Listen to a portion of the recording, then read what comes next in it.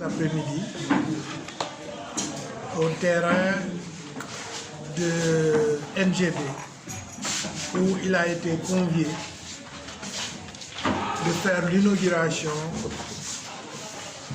du terrain qui a été offert par le président de la République, dont les infrastructures sportives ont été également construites par la Sénélec et l'apport de bonne volonté. D'abord, je tiens à dire que j'ai été le premier donateur qui a amené 50 tonnes de ciment au premier appel qu'on avait fait bien avant, je pense, la dernière Coupe des Nations. On m'avait sollicité pour donner ma contribution et j'ai amené 50 tonnes pour commencer la construction du mur au lendemain de la donation par le président de la République de ce terrain-là. J'en profite pour remercier son Excellence, M. Macky Sall. Aujourd'hui, il s'est agi d'une injustice à ma personne et à tous mes camarades de parti et des alliés qui étions venus simplement pour l'inauguration de ce terrain offert par notre président de la République. Et vous avez constaté ce qui s'est passé. D'abord, ils ont élaboré une petite entrée où ils avaient mis des gémis, les forces de l'ordre, avec, je pense, ce que j'ai vu là-bas, c'est des nervis, ce n'est pas des gardes rapprochés.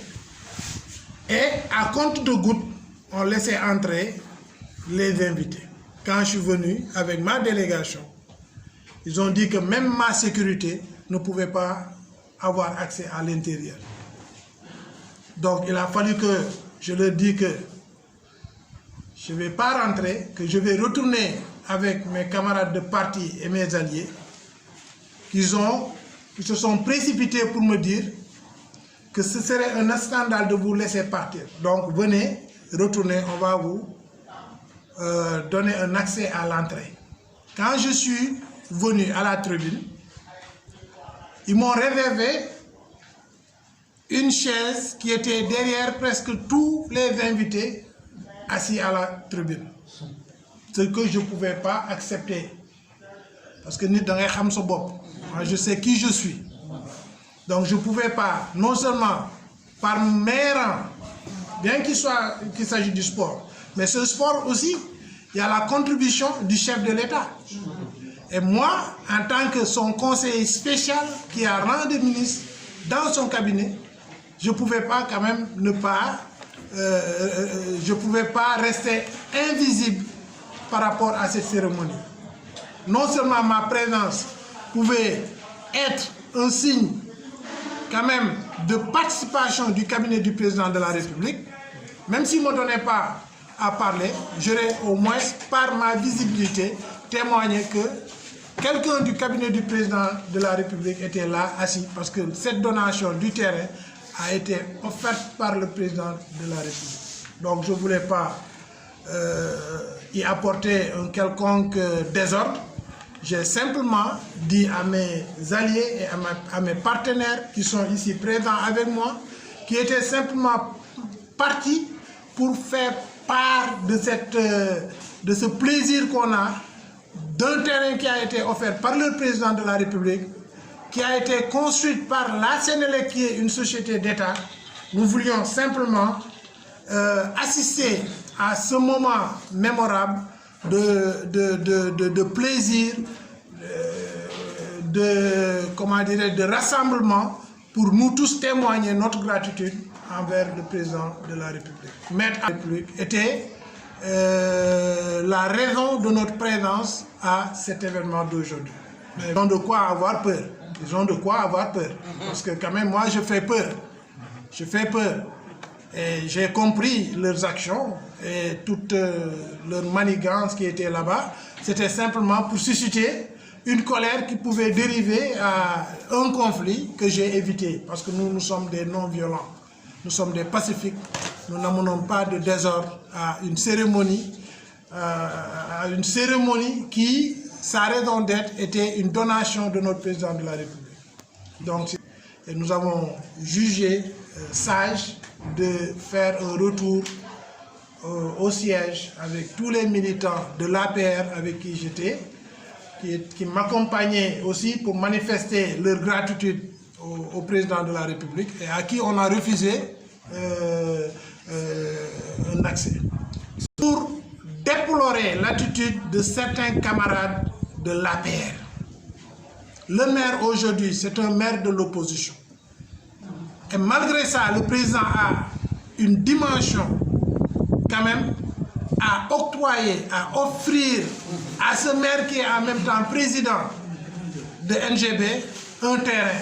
Il pouvait ne pas le faire et attendre qu'on prenne la mairie, et on va prendre la mairie, Inch'Allah. On va prendre la mairie, on va se battre pour prendre cette mairie-là. Donc, je pense que, ne serait-ce que pour cette raison, on devait être accueillis gracieusement. Deuxièmement, nul n'a pas entendu.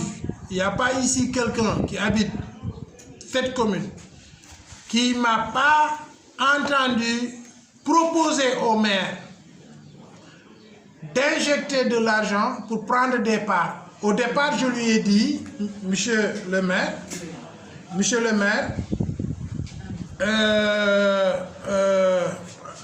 vendez-moi l'équipe NGB parce que j'ai les moyens de la faire fortifier, j'ai les moyens de la faire amener de l'avant. Il a refusé. Une deuxième rencontre, je lui ai dit, monsieur le maire, moi je suis prêt, même si vous n'êtes pas dans la dynamique de me vendre ce terrain, au moins laissez-moi prendre des parts actives sur le déroulé de la constitution de cette équipe-là. Vendez-moi 50% des parts, vendez-moi, allez-y, donnez-moi un chiffre, je peux prendre jusqu'à 50, 40, 35% du part. Cela quand même aurait profité à l'équipe d'avoir tout de suite un cash flow qui pourrait résoudre tous les problèmes. Mais il a refusé.